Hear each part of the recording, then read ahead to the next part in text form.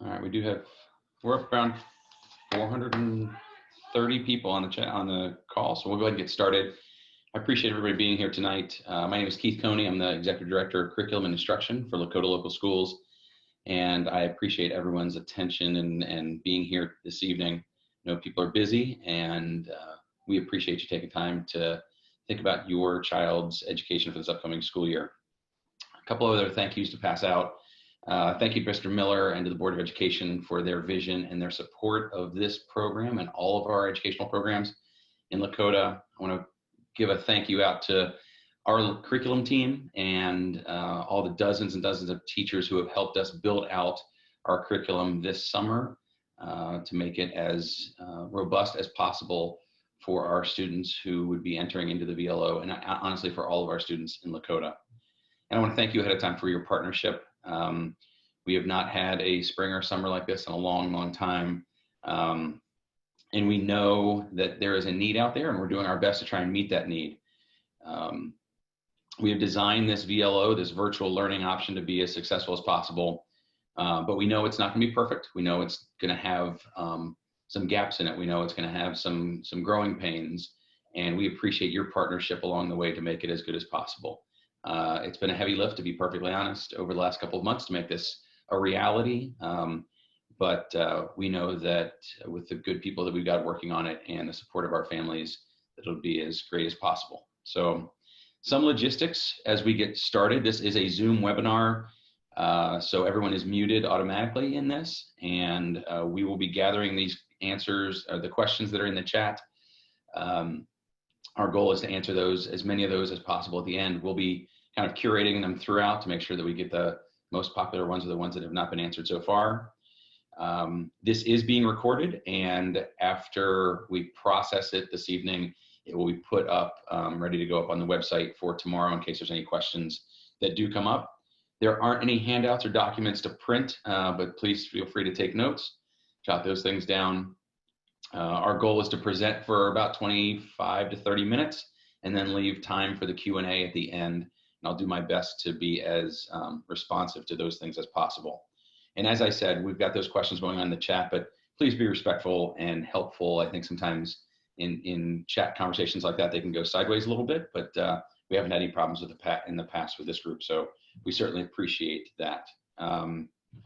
A little bit of the program, what we'll go through, I will go through some general information about how we came up with this as an option and what our guiding principles are as we go through that. We'll talk about the student experience by each grade band level. We'll talk, there's been some questions in the past about what's a day in the life look like, and we put something together that kind of emulates what a day in the life might look like for a student. We'll talk about our timeline moving forward. I know there's some important questions that are about that. We will take some questions and answers at the end. As I said, we've done a lot of work on frequently asked questions. We try to be as responsive to those as possible. Those will cover our FAQs. The things we talk at the end will be about registration, about technology, about student services, special services, the commitment that parents are making to this, some extracurriculars and testing questions. And we'll also talk about just like what the student experience looks like along the way. Anything that's not addressed, any questions you have, especially if they're particulars to you and your family situation, your child situation, you might want to forward those to our email address. It's vlo@lakotaonline.com. We are now getting hundreds of emails a day, and our team is working on getting those back to you as quickly as possible, trying to be as responsive as we possibly can. We know this is a lot to take in, a lot to digest. It's been a lot for us to get our heads wrapped around, but we're certainly honored and privileged to try and make this a working solution for all of our families. So let's talk about the purpose of this. Let's talk about why we came up with the VLO. This spring, we did 3 surveys of parents that were pretty comprehensive.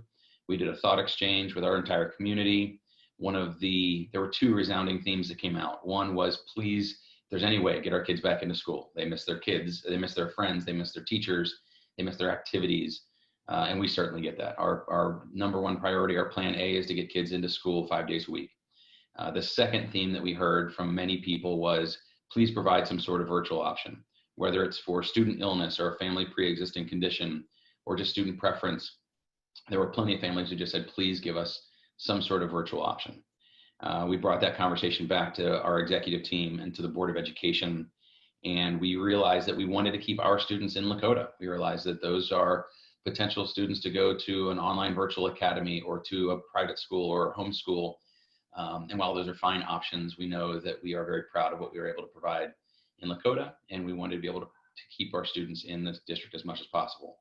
So our goal was to provide an option for students that is around our Lakota curriculum, our Lakota teachers providing that service, and make it easier for students to transition one day back in. We know that no, this is not ideal, and that living through a pandemic is no one's best case scenario. But if we can provide an easier option for students to be able to come back into school, we'd like to be able to provide that. And the reason we chose the word option, we looked at a couple of different things, but the VLO, the virtual learning option, is because it is an option. It is not a complete replacement for in-person school. And we know that. We know there are some compromises that we make, and we're doing our best to provide whatever we possibly can. But we also know that there's no way to replace our teachers in front of our students every single day. And as we go through this, we're going to ask for some grace. We're going to ask for you to work with us and ask questions and be critical and challenge us. But know that we might not have every single answer right now. And we know that we've got a deadline we're working up against, but we're going to work our best to try and provide all the answers we possibly can for our families as they're making these difficult decisions. So that request has gotten exponentially greater as we have moved from 300 students to 700 students to now we're over 1,100 students who have signed up for this as an option. And that's great for us being able to scale this out, but it also brings lots of other challenges along the way. One of the things we want to make sure that we're all on the same page with is our vocabulary. So this is important to make our conversation easier. So when we talk, we talk about the VLO, the virtual learning option. I would try to make this as much of a brand as possible, because it gets confused with what happened in the spring with remote learning. So we know that in-person is the preferred option. So that in-person is what you would consider your traditional school setting with students and teachers in classrooms together. Remote learning is what we saw this spring.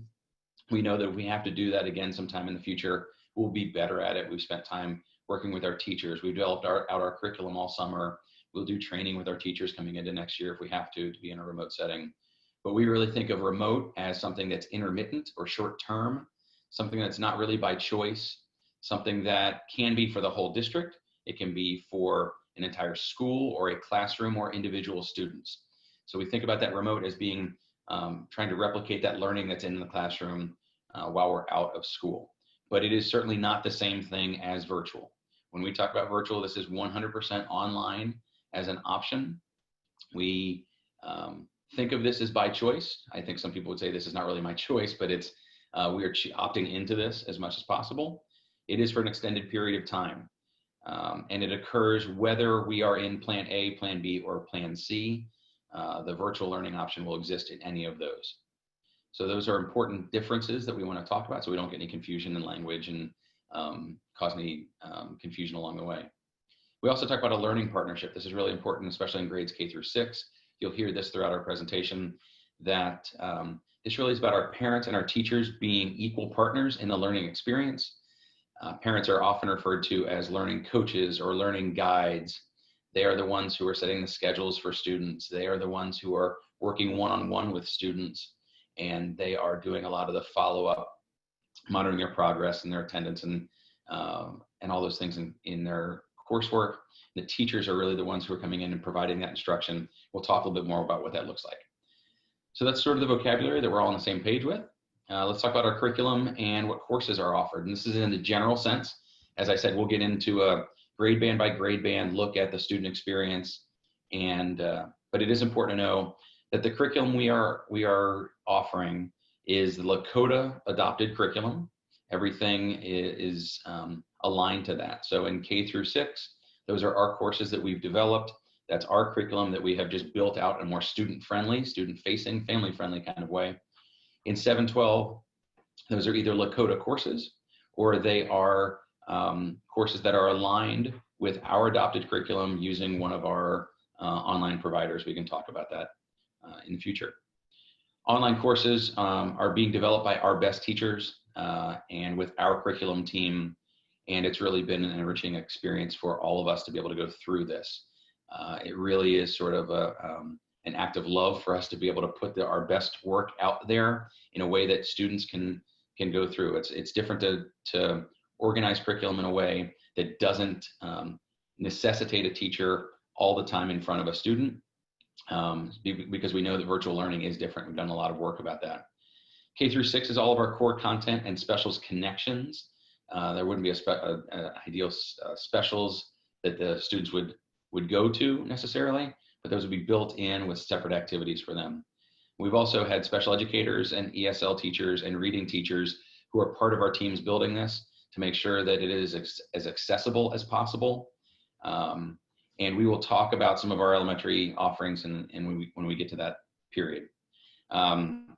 Grade 7 through 12 have model courses that have been developed in all core subject areas, and in some specials areas, health and PE and business, those kind of things that are ours. We also partner with Apex, as we have for several years. We've chosen them deliberately. I'm sure you've seen a lot of other online curriculum providers that are out there right now. We've spent a lot of time over the years vetting Apex to believe that it is a rigorous online tool and that the curriculum is very strong.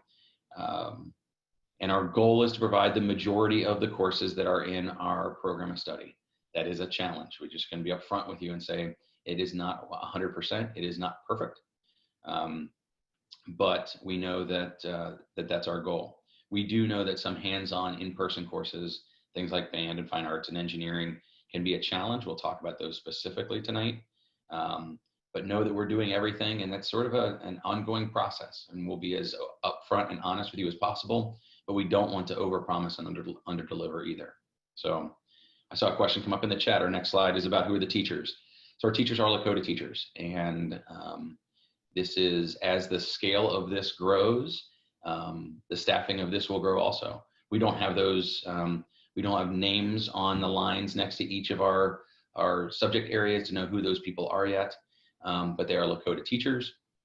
It is, we have some teachers who are not able to be in school for any certain reasons, and this might be an option for them. We have teachers who are in school every day, and this might be the option for them. As our numbers grow, we have to look at all of our staffing a little bit differently, and so we will be going through that process once our registration is complete on the 20th.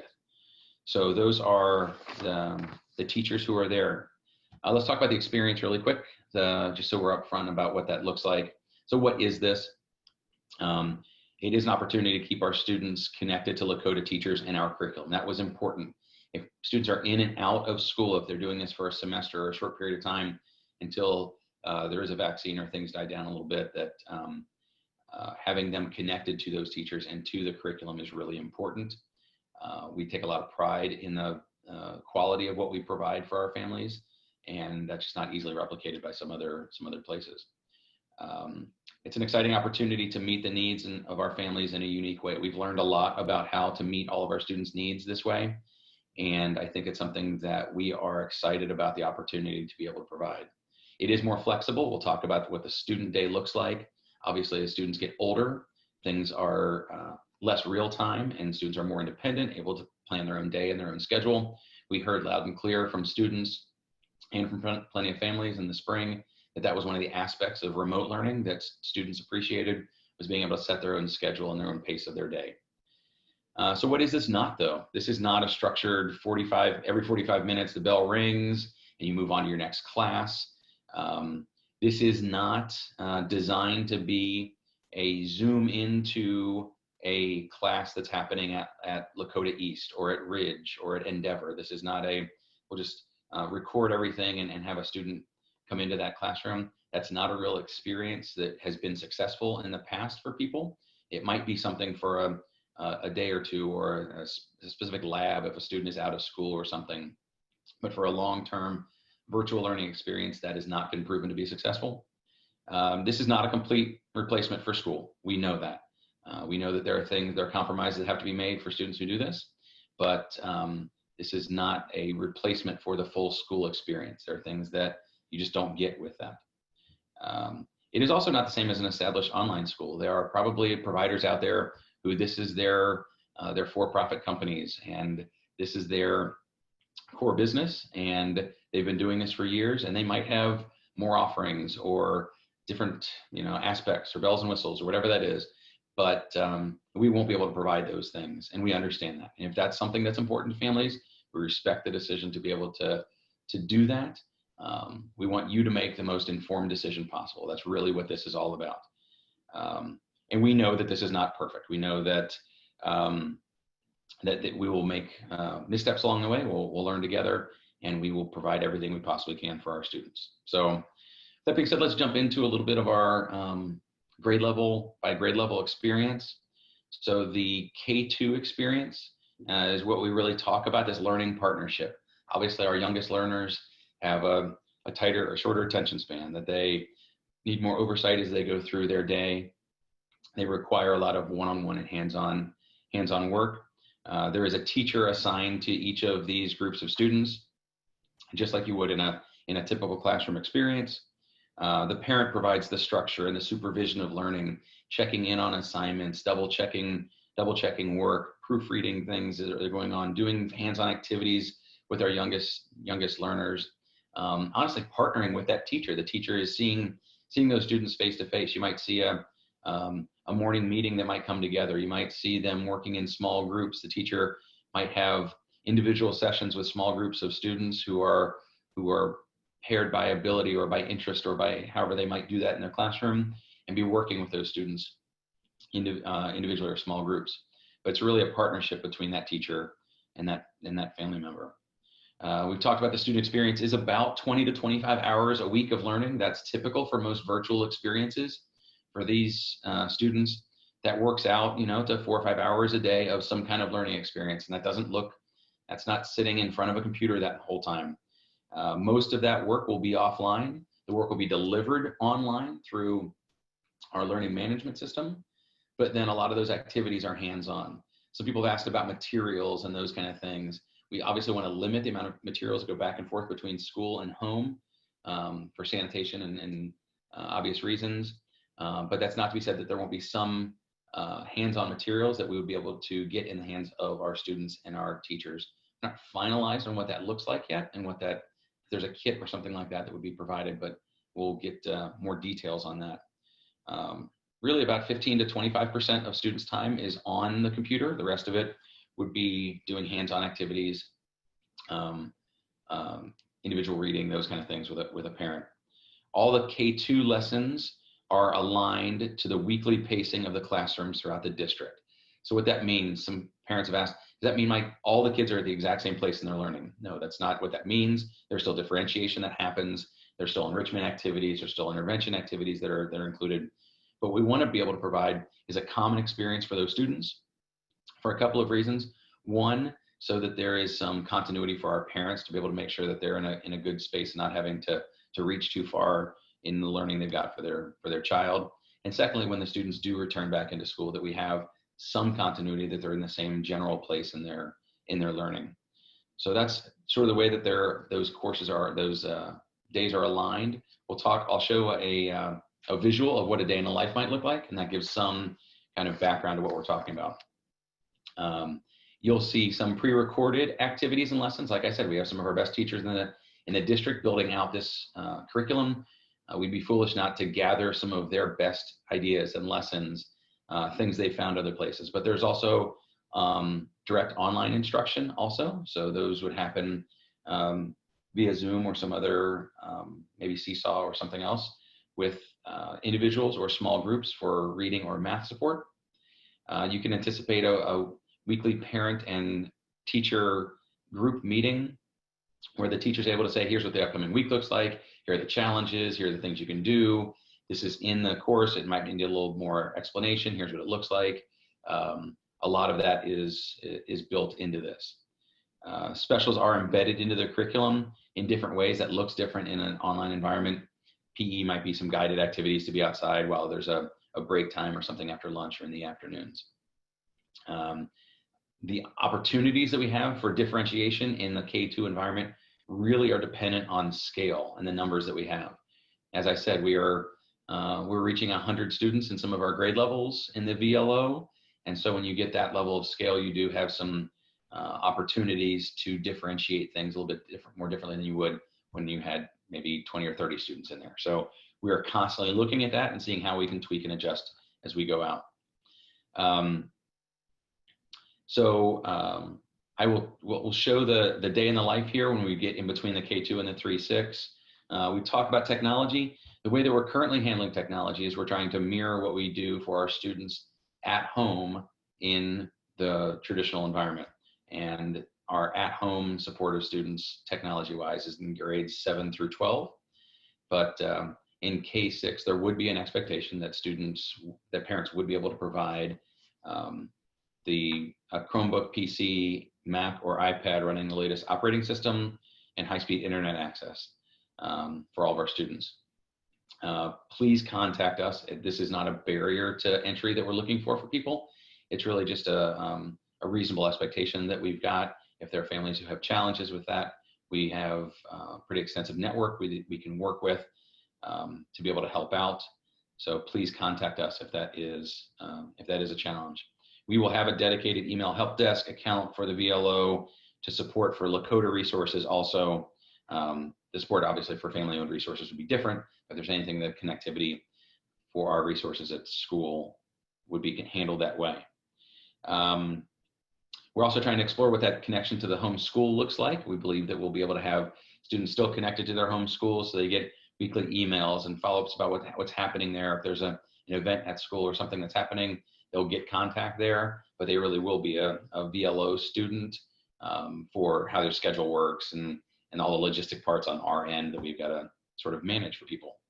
The role of that teacher, it's getting weekly agendas out, it's daily Zoom calls, it's small group instruction, it's the grading and the follow-up and the organization, running a regular classroom without some of the things that like hall duties and taking kids to lining up for the drinking fountain or recess or lunch, whatever those things might be.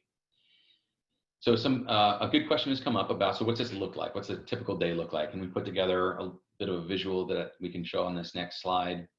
And I think, Betsy, if you're in there, it looks like we might have jumped ahead, so I'll make sure we go back. But this, what the day would look like. And it really is what works best for your family. This is not hard and fast. This is not, do I have to be there every single day in front of the computer at 8:30 to make sure that I get this done? There is flexibility, but we know for our youngest learners that routine and consistency is important. This is a typical day for, if you look online for most virtual schools, what we've done is we've broken up that morning. There's a morning meeting that would happen. There's a check-in. That's how attendance happens in a virtual environment like this. It would be a good way to build culture here. If there are certain families, we know that there are working families who might not be able to be there necessarily at that day every time. We can certainly work with that teacher and understand what that looks like. We've broken up the morning work block because we know that many students are more attentive at that point between literacy and math. You'll see science and social studies broken up there, and later on in the day, we've done small group breakouts throughout the day. We've built in time, and really those big chunks of time are times where we might have support with a teacher. There might be small groups that are happening. There'll be guided work along those times. You see independent reading that's worked in there. And there's typically a checkout at the afternoon. This chart on the right is if there's, let's say that there's a family that for whatever reason, that afternoon time is the one that works best for them. You just slide this down and maybe your check-in looks a little bit more asynchronous or not at the same time. The same daily activities work in, you're checking in. This might be also I do Monday, Wednesday, Friday on the left and Tuesday, Thursday on the right. We're going to be able to work with that as much as possible. This really would work for K2 and 3-6. And for the most part, the 3-6 experience looks very similar to the K2 with more independence. The student is able to direct their own learning more. The student is able to, that learning partnership relies on that student and developing by 6th grade a little bit more of that independence. Again, you're talking 20 to 25 hours a week in your elementary schools of work. Again, 15 to 25% of the time on a computer, other hands-on activities. That computer time might increase as you get into 5th and 6th grade. There are still daily Zoom interactions with teachers. There are still small group activities. There would still be a weekly conversation with parents and teachers about what the week looks like. A lot of support that goes on there. There have been a number of questions that come in about certain classes in the elementary school. I want to talk real quickly about gifted classes. So Math Plus is of certain interest. And the way that Math Plus will work is that the curriculum is the common curriculum. It might be enriched or taught in more depth in a Math Plus class. And so we've included a lot of those gifted or enrichment activities in what we call an overlay that sits over the top of the curriculum that are still embedded in the learning management system, available to parents, in fact, all parents. We are still working on some potential to be able to have our gifted intervention specialists still work with those students. Again, that's a lot based on the numbers that we have and what the size and scope of the program ends up being. When we talk about 6th grade, we have 6th grade advanced ELA, and that is an enhanced curriculum with that gifted overlay, also enrichment activities embedded in there. Again, as we talk about numbers and scale, the more numbers we have, the more easily it is for us to consider something like a separate pairing for those students to work together. ELA will still be documented as advanced ELA on a report card as it comes out of that. Advanced math is a combination of 6th and 7th grade math courses. We borrow that curriculum together. We're in the process right now of trying to pull that together into its own separate class that may or may not be ready to go by the first day of school, but that's we really understand that might be something that that we look forward to. Advanced science and social studies are not included as separate courses in the VLO at this point in time. And that's sort of the way that 6th grade experience would look like. All those other pieces are pretty similar for the 3-6 and the K2. So if we move on to the 7-8 experience for our junior school students, this really looks like a virtual learning experience where students are working independently at their own pace a little bit more. They do have some guidance in the junior school when they're in 7th and 8th grade. It's working independently. There's multiple check-ins each week with designated staff members. Depending on the course that they're taking and the way that these are structured, that may be with the core content teacher that you're working with. That might be with another one. We had included the 3-6 slide, the information with the 3-6 slide separately. So sorry, I had something pop up on my screen. So the 3-6 is here. The slide is essentially the same. I covered the pieces that are unique to the 3-6 separately. There are specific questions we can answer at the end. I'd be happy to do that, but I want to make sure that that slide was out of order. My bad on my end, but we'll come back to that information. When we jump forward to the 7-8,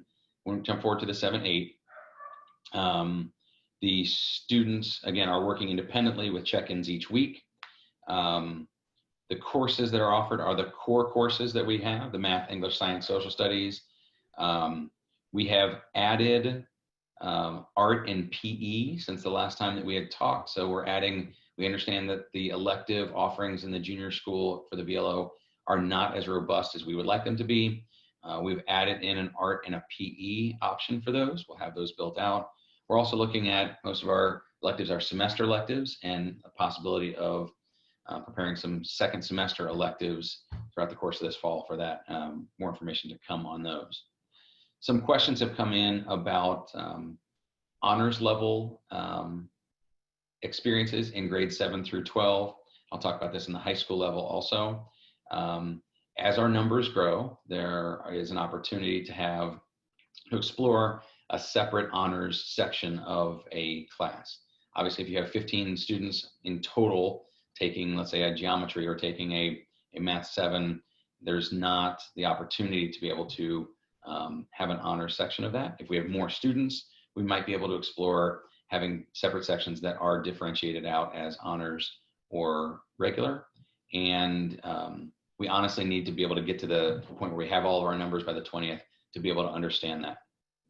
So that's an important piece of that.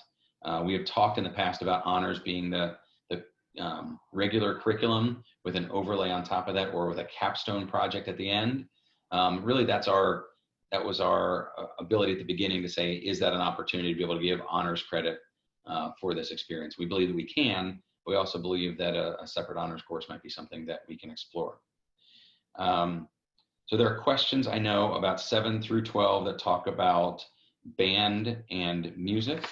I wanted to address those. So this is for grades 7, 8, and 9, 12. So if there are people who just have high school students and they've been waiting for this, I'll jump into that, so make sure we pay attention.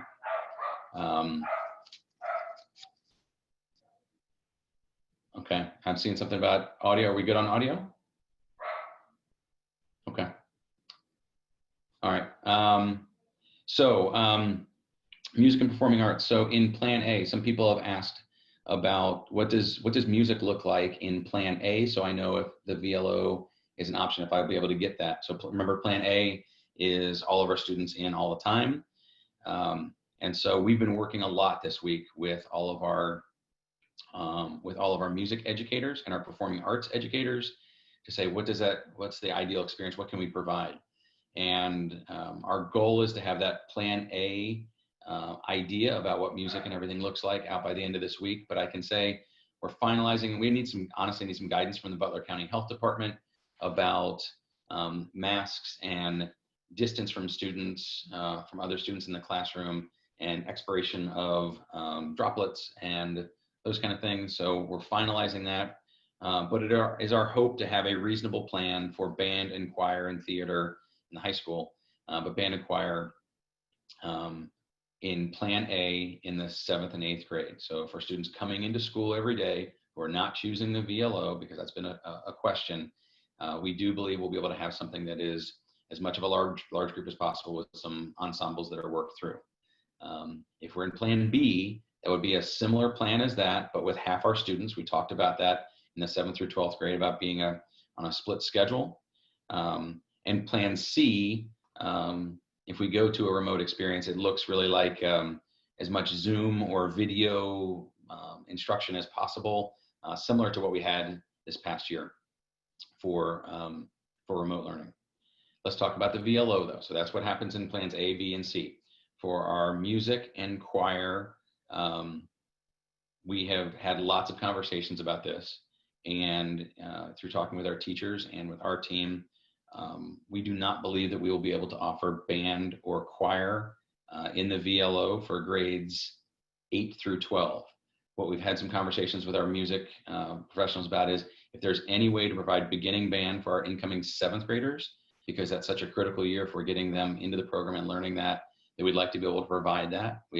We'll hopefully have some details coming out on that, but we don't feel like we are at a place to be able to offer band or choir in the VLO in grades 8 through 12. I'm sure there'll be cause for some questions and other things. We haven't announced that yet, so we will. We're not sure of staffing and the structure and what those things look like, but we will get more information out about that as soon as we have that. So as we talk about a day in the life of a 7th or 8th grader, it is really, it's independent. It looks a little bit like remote learning did, with more face-to-face time with teachers if possible, but students are starting to manage their own day. They might be getting up a little bit later. They might be, if they've got consistent Zoom calls with certain teachers at certain times, they'll have to manage those and work those into their day, but students might work for a little bit in the morning, work a little bit in the afternoon. Depends on what that family situation is also. You might say to your child, I need your work done by lunch because I need you doing that. You might say, I'm flexible on certain days and not others. It really is starting to understand that. You have teachers who are dedicated to those students, and they are putting weekly agendas together for families, guiding them through the work that's going on, holding individual small group sessions, progress monitoring, grading all of the work that the students are doing. They are able to be involved in grades 7 through 12 in extracurriculars if they're healthy enough and interested in participating in extracurriculars. Obviously, some of those are going to be dependent on what that looks like and how those function at school. Technology has been a question, and in grades 7 through 12, parents have said my child has a one-to-one device, a Chromebook currently. Well, they have to turn that back in. Do I have to purchase my own for grades 7 through 12? And really, our goal with saying that at the beginning was really being fiscally conservative about this. We were worried at the beginning about if we offer this opportunity and we are flooded with people from the outside of the community, people who want into this experience, whether we would still be able to do that, or whether we would have committed ourselves then at that point to have hundreds of devices that we weren't previously committed to. It is our goal that if numbers stay where they're manageable, that we will be able to have all of our students who currently have a Chromebook, or all of our students in grade 7 through 12, I should say, keep those Chromebooks and be issued those just as their peers in school would also. Lots of talking. Here we go. So 9 through 12, let's talk about the high school experience real quick. So we have a number of high school students who are participating. It is a truly virtual learning experience. Students are very independent at this point. They might be connected to a teacher, and the teacher might have a daily session that they have, or office hours, or recorded lessons, or some live lessons. But it's really the student's opportunity to manage all of that on their own. There will be check-ins with designated staff, but they're really working at their own pace, making sure that they're on top of their own work. And that is sort of a difference from this past year. There will be an expectation of these courses are graded. They are for credits. We'll talk about the Apex courses, but this is not a pass-fail environment. This is not a just keep kids treading water. This is their school experience, and we expect them to be able to do that. So the courses that we're offering are our core developed courses in math, English, science, social studies, PE, business. The course listing is in our FAQ in several places. I will say it is a draft course listing. So it is being updated all the time as we are much more clear about what's going on. Thank you, Betsy, for posting in the chat the lakotaonline.com/we-are-prepared. The course listing is there. As I said, it's a draft. It has as much as we can commit to, and we don't want to overcommit as we go through that. But those are the courses that we are able to provide. As I said, it's the majority of the program of study. It's a mixture. So there are courses that are, say, Canvas next to them, and that's our learning management system. Those are our courses that we have developed that are similar to our curriculum and everything you've seen. There is Apex. Those Apex courses are with our online provider. We'll talk about that. Apex has been around for a long time. Apex is a trusted provider. It is, they are College Board approved courses if they're AP courses. They are recognized by college admissions officers and by universities as valid and valuable courses. Those courses are taught by our faculty. They are facilitated by our faculty. Students will be working through those. Typically, those courses, the ones we have currently, we have pretty small numbers in our AP courses. And so we'll have teachers who are overseeing those and facilitating. There's a lot of online learning that's happening there too. One other thing to think about when we talk about Apex courses is there may be additional fees with some of those courses that are necessary, just as you would have in a in-person environment for certain classes. When we finalize our course listing, that'll happen next week, we'll get those fees out to families so they know exactly what they're getting into. Questions have come in the past about, do these count for college? What do college counselors say? Well, count on my transcript. So all these courses are on a college transcript the same way as typical. They're not designated any differently. They are, I will put a caveat out there about NCAA. So if there are any parents of potential future athletes, you want to be very cautious about that. The NCAA has some specific rules about about virtual courses and what counts for them and what doesn't. We'll keep people informed of that. But if you are, a future Division II, Division I athlete, this is something you might want to consider. We can have a follow-up conversation with that, but it might not be for everybody. We've also been in communication with some universities about the question of what does this look like? So we've talked to public and private universities. We've talked to admissions officers, and the feedback that we got is they told us that we're doing this the right way. We're not just grabbing some online curriculum and throwing it out there. We developed it ourselves. They also said, we see this all the time. Like, this might be new to Lakota, but we see virtual students and homeschool students and online students all the time, and they're going to see it even more now, and they're getting used to that. They've also said that we've chosen a solid online provider, and that's reassuring to them. And they said we were so smart to build our curriculum ourselves because we only build on the strong reputation that Lakota has. So this is a little bit of this. There are some questions about CCP courses for the high school.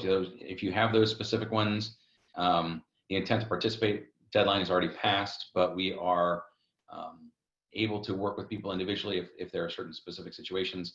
Please email us at that VLO@lakotaonline.com, and we'll work with people.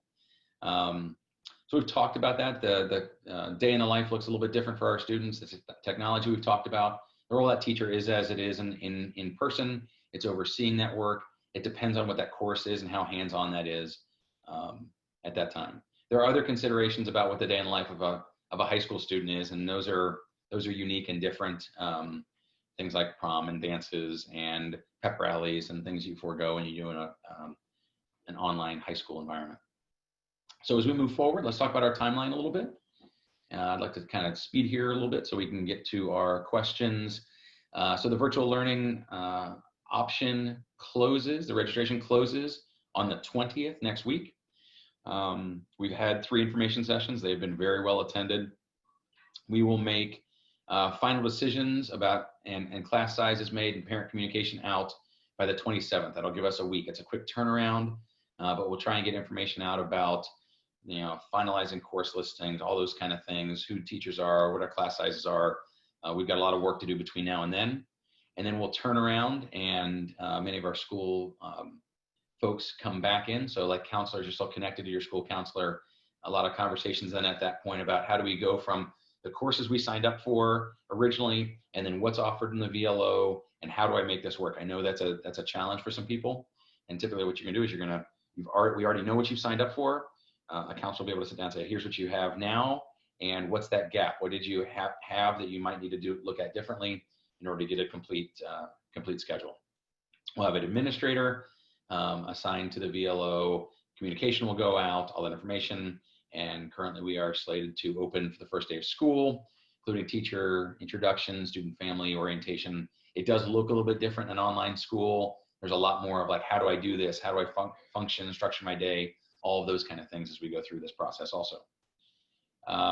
Some of our frequently asked questions, we want to make sure we get those out of the way right away. Registration, does everyone get in? Ideally, that's the case. We are trying to open this up to as many people as possible. And obviously, there's a little bit of that balancing act of students coming out of our traditional enrollment and into this, and then there's a staffing piece of that.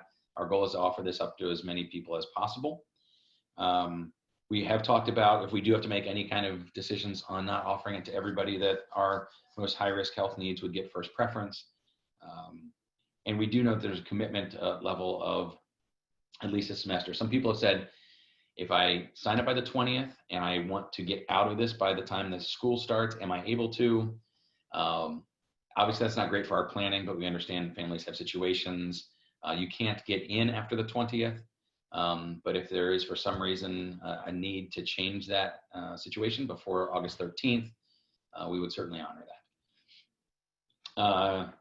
So technology, we've talked a lot about, and we'll do our best to support that as much as possible. We have built these out. These are courses in the learning management system we've used for a long time. This is not something that will be new to us.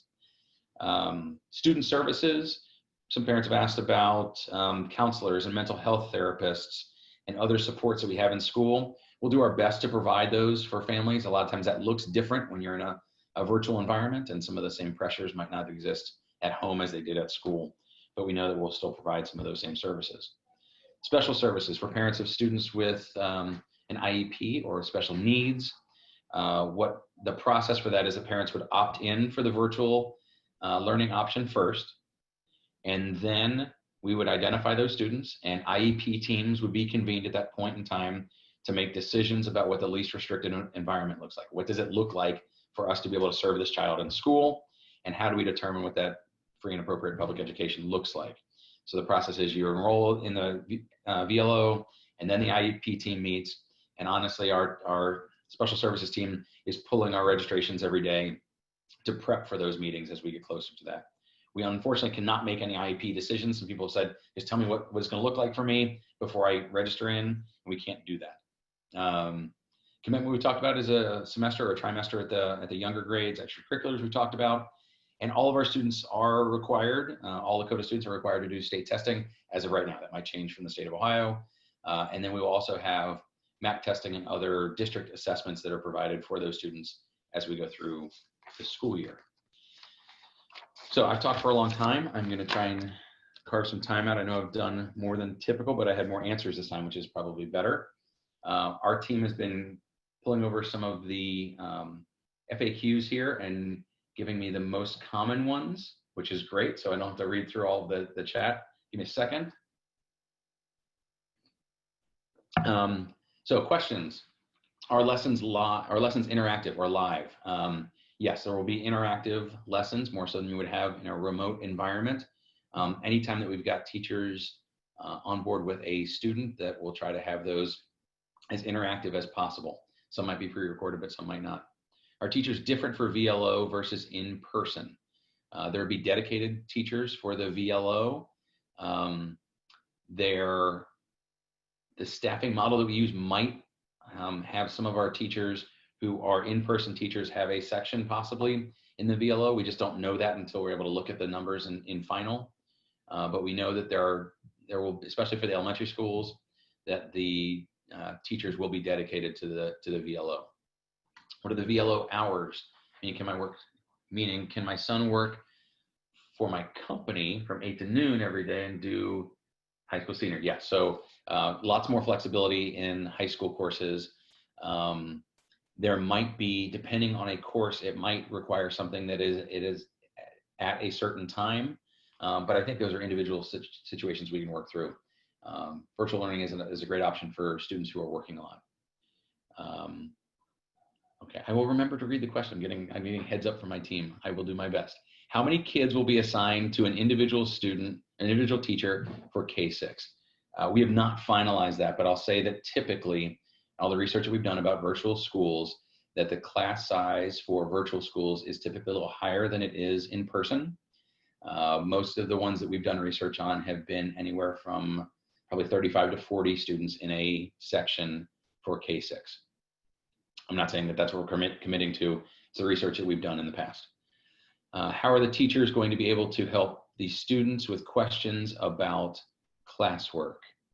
So that's really what's going to happen in a lot of there's two ways that's going to happen. One is through communication from the parent to the teacher. So the parent's going to be in constant communication with the teacher saying, hey, we just didn't understand this at all. Can you follow up with us on this? Or what's the best way for me to explain this? But it's also the prompt for the small group or one-on-one work that teachers might be doing via Zoom with those students. So it's a lot of, it really is that learning collaboration, learning partnership. When will Lakota decide on option A, B, or C? We are really targeting that August 1 date as a date to make that decision. It gives us enough time to be able to make changes. Obviously, that might change if something comes down from Columbus that is different from that, but we're really looking by that August 1 to make a decision on that.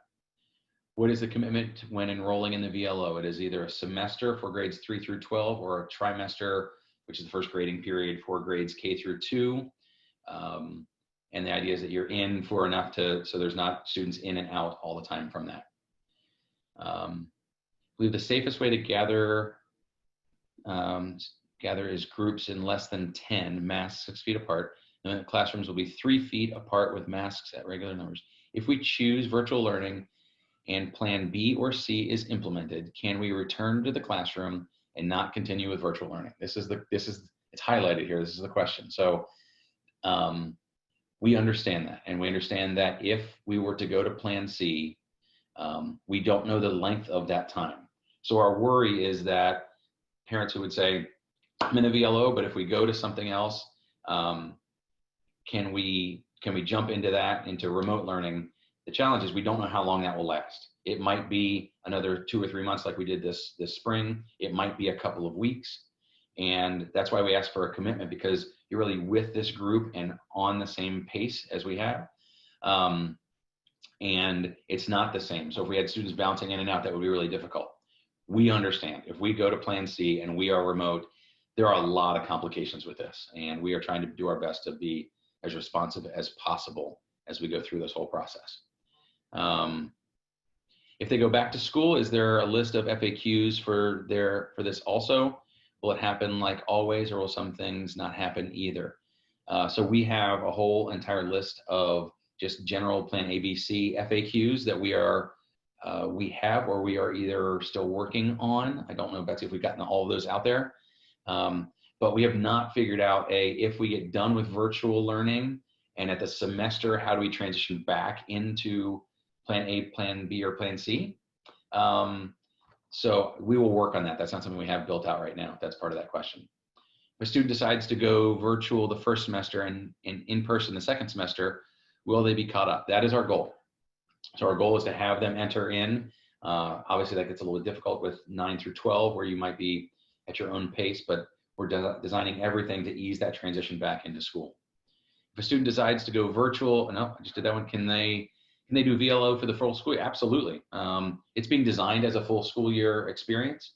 That's the goal, and we understand that some parents will want that. Let's see here. Can I take some classes through VLO and then go to school for classes like band? Unfortunately, we do not have that as an option. That's a difficult decision we made early on, but we've said it's either VLO full or not. Especially, I think that puts there's some challenges with that for students who might be immunocompromised or wouldn't be able to make that choice like others would. And we just decided not to make that an option. First grades 7 and 8, will advanced courses still be available? Yes, they are. On that course listing, those are listed there. And as I said before, as our numbers grow, we might have an opportunity to do those in a traditional sort of format, leveling of courses, but there will still be advanced courses available. What about other electives like culinary or art? So art is available. Culinary, we're still working on. We think we will be able to offer that. I believe we're talking about high school level at that point. I know that we have a culinary lab at one of our elementary schools, and we can certainly share some recipes out, but I don't know if we'll be doing a culinary lab for all of them. After registering for VLO, do we choose courses again? Or the courses, so our default is taking the courses from the student currently has registered for, and then seeing how close of a match we've got, and then filling in the gaps. It is not a brand new registration process that we go through. Great question. How will AP classes be affected? So APs will be offered primarily through Apex. We don't have all of them that are offered, but we do have AP classes that are offered, and we know that those are College Board approved. Students would still sit for the exams in those courses, and the work level would be commensurate with what we would expect in a AP class. For students with IEPs, are you able to at least address if group versus individual sessions would happen for social communication groups? I am not going to offer an answer for that, which is I just don't want to misspeak, to be perfectly honest. If you email us that question, I will make sure that gets answered. So vlo@lakotaonline.com, and I'll make sure that we get the right answer for that for you before that. How are the students who choose VLO going to take state tests and other tests? So they are working on their remote testing options also. So we're working on a remote testing location. So for any of our students who need to take any of our district assessments or state assessments, they would be able to be in that location. To be perfectly honest, they have not landed on a lot of the details on that. We'll keep those ahead of us, but we are working on having a separate location to be able, a secure, clean, sanitized location to be able to have those tests taken. When you say they will not be online long, but doing work, do we need a printer to print everything off to do the work? So that is, our goal is not to need a printer. Again, there are some questions about materials in grades K2 for hands-on things. We'll work through the logistics of that, but our goal is for everything else to not be printer needed. So virtual courses, virtual schools typically do not require people to have things printed out. It's our goal. We might not be in everything, but we'll do our best. Do we need any school supplies for VLO? That will be coming. I don't know what that looks like yet. We honestly will have to figure out our numbers to know what our scale is. We'll have that out before the first day of school, though. Did you say that you can still sign up for the VLO after July 20th? Did anyone hear that? You cannot sign up for the VLO after July 20th. If anybody did hear that, I apologize if I misspoke, but that is the deadline. What happens at the end of the commitment? Do we have to re-register for VLO? No, I mean, our assumption is that students would be in this for the whole year. And, but we know that things might change, and we ask for people to give a commitment of up to a semester or trimester. If you want to stay in them for the whole year, that would be great. Those are our most common questions. There are some specific questions about band, and we're working on gathering all these. So these will start to become our FAQs as we go through everything. We'll gather these and answer these specifically. We're doing a lot of those questions and answers. I know that Betsy is managing this for us. Betsy, do you want to put a plug in for websites and anything that I have messed up or missed? Sure. I don't think that you missed much, Keith. That was a good job. I'm going to show you guys. This is our website, lakotaonline.com, and this is our homepage. Right here in the Trending Now section, you'll see We Are Prepared 2021 Planning. This is where you go to get all of the information about back to school, traditional school, all of our plans. There's an FAQ right here. And you can read what happened at the board meeting when Mr. Miller presented our plan. Right now, we are planning on going back to school, with added precautions. That may change. I know everybody is watching Butler County's numbers right now. We will make any adjustments based on guidelines from the health department. Back to our homepage. If you see this virtual learning option information, this is where you're going to click, and there is an FAQ that we are updating regularly. It was just updated this morning. Lots and lots of answers to your questions. If Keith did not answer your question tonight, it's either because it was very specific to an individual, or it's going to be, it was repetitive from something that somebody else had asked, or it's going to be here. So please make sure that you check that out. And then also, here is the draft course list. So if you click on here for grades 7 through 12, you'll be able to see high school courses. And if you scroll down, you'll get to our junior school courses as well. Thank you, Betsy. Mm-hmm. So as I was listening to Betsy, there were a couple of questions that popped up real quick about high school and activities. I want to make sure I was clear about that if I was misspoke, but yes, we want our students to still be connected as much as they can. So any social activities or things or dances or whatever, you still would be students. We just would have the same precautions they would have to apply as we do for all of our students in school. So extracurriculars, student activities, want to keep them as involved as possible in Lakota. That's really the goal of all this. So I know that there's some specific questions. We'll do our best. We will try to get these FAQs out as quickly as possible. So this is our third round of these. Again, if there are specific questions you have, please feel free to email us. Well, our goal is 24-hour turnaround. That's getting tougher and tougher, but we'll do our best. So I appreciate we had over 500 attendees and participants tonight. I appreciate your time tonight. If there's ever anything we can do to help out, please don't hesitate to ask. I hope everybody has a fantastic evening. Thanks, everyone.